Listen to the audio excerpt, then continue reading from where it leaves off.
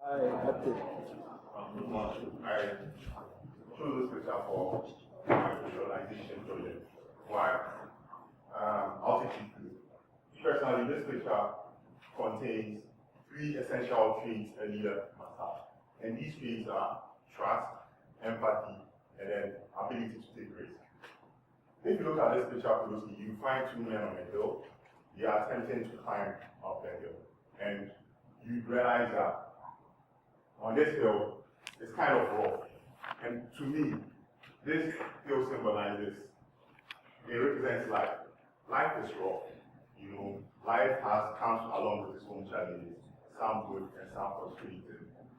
And you can see that this man here, on his journey in life, seems to be struggling.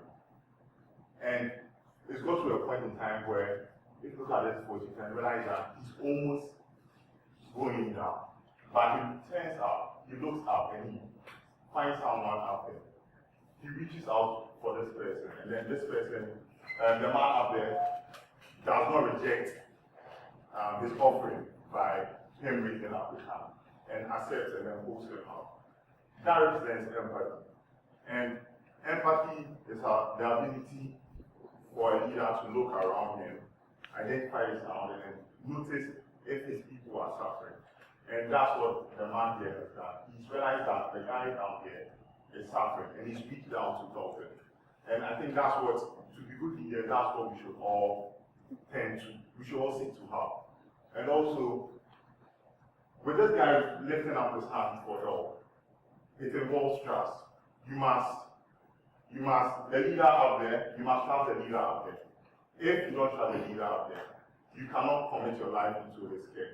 So in everything you do, as a leader, you must ensure that you gain the trust of the people you serve, or else your vision, your goals, your objectives, what you want to achieve might not materialize. And also, with a guy up there, you can see that he can lose his life, you understand? And he's willing to take that risk. As a leader, you must be ready to go the extra mile. You must be ready to sacrifice your life. You must be ready, you know, you must be prepared for anything. And that's what the guy up there is doing. So as we go on in here, I think that symbolizes servant leadership. We must be willing to take any risk. Don't be scared, you know, that the criticisms will come. Don't be scared you might, you know, lose your family, like what we saw from the other video last week. Let's be willing to take risks.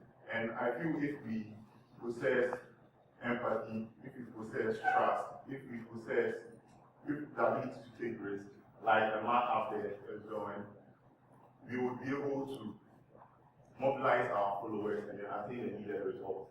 And if you look at the man here, you can realize that he's not up there, but yet he stopped and then he's turned back. It's also a form of empathy. He's on a journey, but he's realized that no, I have to stop and then reach out to someone who's suffering. And if we have that level of empathy, we'll go places as leaders.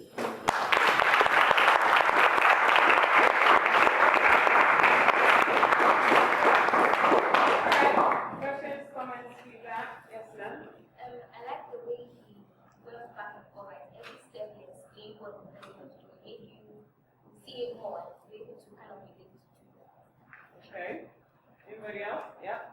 I think it was a very good presentation because it was a very simple picture, but yet he was able to relate to what he saw.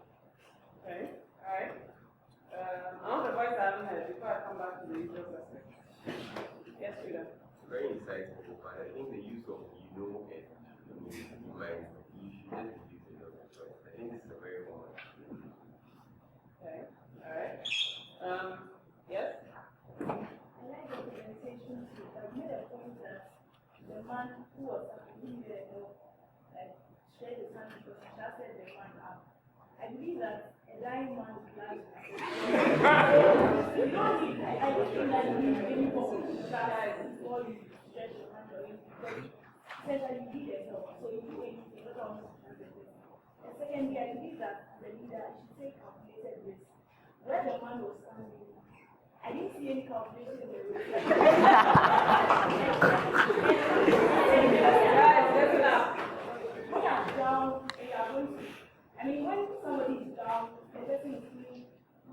you are up, you're putting somebody who's down. The person has a stronger fall because of that. The person is fighting to pull you down. So you should take calculated risk as a leader. Okay. You make a good point, right? Any other comments? Yes. Yeah, I thought your presentation was good. But then at the beginning, you were backing up, so like, that was, Okay. All right. Very quickly, 30 seconds, in fact, less than 30 seconds, 1, 2, and 3. Yes. What do you? I think on the first presentation, we were able to, I mean, get my attention when they were giving me and shout to them. I was able to really relate to it. But then, between the two of them, I didn't get exactly, I mean, I got to that, the man on top of them, but then the explanation kind of told me the way to know exactly the relation to. Okay. Yes.